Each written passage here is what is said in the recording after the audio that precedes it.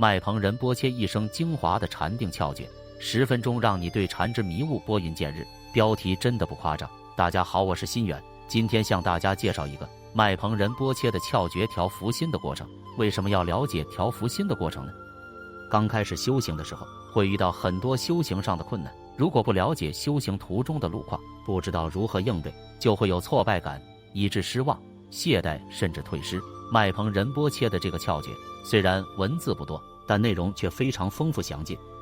总述所有大乘佛法的修行窍诀，大致可以归纳为2个关键问题。首先，一切外在的物质世界以及内在的各种感受都是心的现象，都是我们的内心创造出来的一种幻觉。除了我们的80等精神的幻觉之外，没有一个真正的轮回。天界、飞天等善趣、地狱、恶鬼等恶趣也都是心的幻觉。除了心的幻觉以外，6道众生都不存在。第二，精神自己的本体也是空性。虽然在龙树菩萨的中论与月称菩萨的入中论等论点当中，并没有明显的讲外在的世界是内心的现象，但龙树、月称菩萨的弟子们后来写的有些关于中观实修过程的论点中，却承认了一切外境都是心的现象，因为修行的时候必须这样。平时可以去观察12处、18界等等，觉则一切都是空性，但真正修行的时候却不需要这么多的观察，仅仅知道外在的一切现象都是精神创造的，然后去观察本性，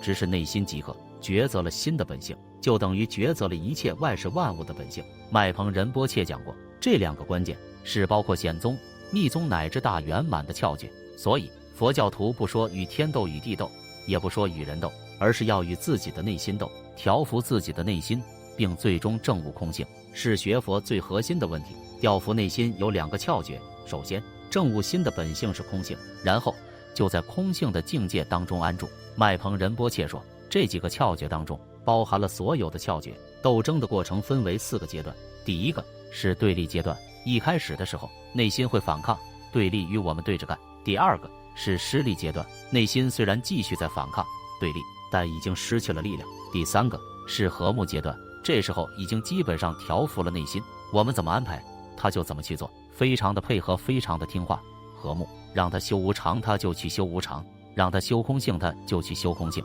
第4个是精神自解脱阶段，也即进入大圆满的境界当中了。禅的分类，虽然6波罗蜜多当中有关于禅的分类，但佛教还有一种非正规的分类，可以把禅分为3种。第一种是有思维的禅，也许有人会说，禅不是要很平静，没有任何杂念吗？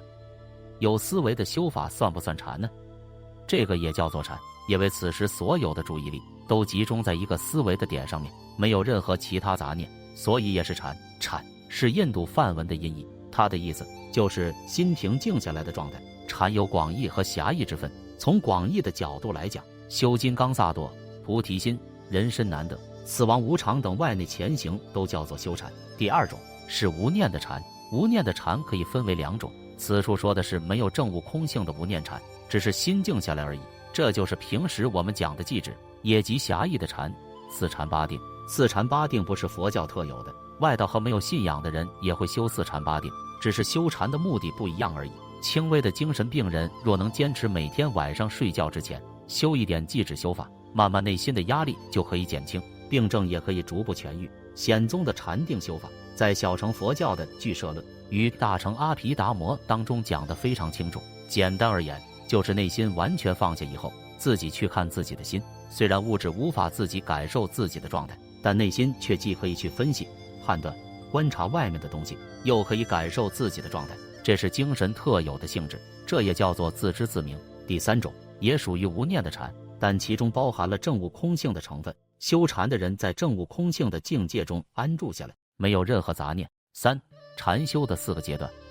对立阶段，刚开始的时候修行还是很苦的，因为在调伏内心的时候，他会反抗抵制，让他去修出离心，他不但没有厌倦这个世界，反而愈加贪婪，让他去修慈悲心、菩提心，他不但不修，而且越发自私邪恶，对佛法的信心很微弱，满脑子装的都是像海洋里的巨浪一样强有力的贪嗔痴慢等与解脱背道而驰的念头，有些时候昏沉，有些时候掉举散乱。而此时我们自身的修行能力又很弱，我们的内心就像飘在空中的纸一样不由自主，一切都要听从烦恼杂念的摆布，痛苦、恐慌、紧张等负面情绪，自私、贪欲等烦恼随时都在轮番攻击，威胁着我们。无论怎样想方设法对峙，都无法平息，只能任由烦恼一直发展、成长，最后演变为打人、骂人、杀人等恶劣行为。这是修行人最痛苦的阶段，但我们必须要知道，这只是一个阶段性的过程，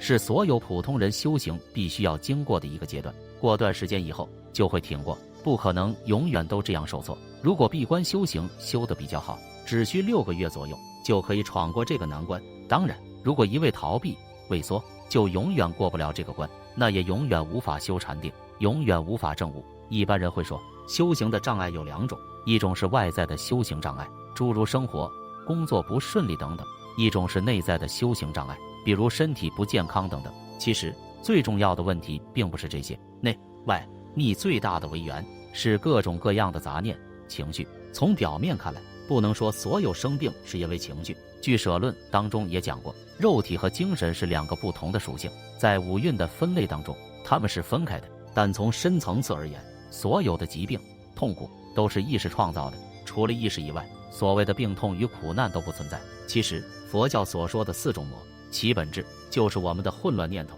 或毁灭性的情绪产生的一种现象。除了情绪、幻觉以外，没有什么外在的鬼和魔。比如修古萨里断行的时候，修行的瑜伽士眼前会出现鬼、神、魔或各种动物等非常恐怖的幻觉，这些现象其实都不存在，都是精神创造的幻觉。如果不懂得这是必经之路，不懂得一切都是自心的现象，虽然已经开始升起修行上的一些功德，但还是很难忍、很痛苦、很枯燥。但我们一定要用足够的勇气去面对，就像小小的疾病，也得经过艰难的治疗才能康复，而且很多治疗过程也是很痛苦的。但为了重拾健康，我们却愿意主动花钱去接受痛苦的挑战一样。为了以后的解脱，我们必须接受当下的痛苦。战胜的过程有很多方法，修家行，通过升起次第的修法、修禅定等等，就可以逐步调伏内心。2. 失利阶段，修行人和内心斗争6个月左右以后，通过禅定获得了一些力量，意识、杂念便逐渐失去力量。此时虽然还是有各种各样的杂念、烦恼，却没有以前那么强烈，修行人也不会受到影响。本来所谓的念头，就像魔术师幻化出来的军队，其本身并没有杀人的力量，只要知道是幻觉，它自己就会消失。当一个烦恼诞生的时候，不需要像过去那样很费力的去对峙，只要稍事休息，很快它就会自生自灭。用比喻来讲，此阶段的烦恼、杂念就像初春的风，即使刮得再厉害，也不像冬天的寒风一般刺骨。因为开始尝到了甜头，获得了第一步的胜利，便开始对修行产生了兴趣与信心。这时候是不是登地了呢？还不是登地，甚至不一定是加行道。如果证悟空性了，就可以说是加行道。一般来说，这属于资粮道。杂念为什么会失去力量呢？有2种可能，一个原因是了证悟空性，证悟了所有的念头、杂念都是幻觉；另一个原因，虽然没有证悟空性，但禅定修得比较好，心能够静下来，在禅定的状态当中安住的时间比较久，杂念生不起来，即使偶尔会有，但也失去了力量。3. 和睦阶段，这时候也有杂念，但杂念很配合，与我们的心相处得很和睦，不但不会影响修行，而且在修出离心、菩提心的时候，杂念反而变成了修行的助缘、顺缘。我们的内心仿佛是一个非常听话的佣人，让他干什么就干什么，一点都不抵抗。用比喻来讲，就像阳春3月的微风，轻柔舒缓，吹过以后也了无痕迹，不具任何破坏性。这时可以说已经降服了自己的内心，同时也意味着降服了3000大千世界。达到这个修行境界以后，修行人会非常幸福，不但对修行不生厌倦，而且非常喜欢修行。这时候我们需要杂念，没有杂念就无法修出离心与世俗菩提心，否则虽然内心很平静，但也许属于第2种禅，不一定与解脱有关。4. 念头自解脱阶段，因为证悟了空性，所以虽然还有念头，但在念头冒出的同时，修行人立即就能感觉到念头是空性，在念头产生的当下，还没有来得及造业就消失了。一般说来，在2种情况下，念头也会消失。第1种原因，一切有为法都不可能停留在第2、第3或第4个瞬间，无常是一切万法的自然规律。第2，当我们升起细微的念头时，即使从来没有修过大圆满、密法或中观的普通人去看它的本性，它也会自动停下来，不再持续发展。但这两种情况都不是自解脱。所谓的自解脱，是因为证悟了空性，所以失去了发展的动力，断除了它的命根。执着这种念头与空性感受无离无合，也叫圣义谛和世俗谛无二无别。当然，真正的二谛无二无别，要八地菩萨以上才能够做到，但此时也会有类似的感受。这还不算大圆满的最高境界，一般属于大手印的境界，或者也可以说是大圆满最低层的证悟。当不清净的杂念消失以后，就会现出内心真正的本来面目，佛的坛城。这也是内心本身的一种作用。执着就显现不清净的轮回，证悟就显现佛的坛城。进入佛的境界以后，清净和不清净的现象都不存在，唯有如来藏的本性，大光明、大空性，这叫本来的心。多数时候，心是指包括阿赖耶识在内的八识，但本来心却是指如来藏，也即密宗所说的母光明。明心见性的心和本来心是有差别的，明心的心指的是子光明，而所见的性则是指佛性、如来藏、本来心、心的本性。密宗称之为母光明。其实在前面4个阶段的每一个阶段当中，心的本性并没有变化。比如第1个阶段的时候，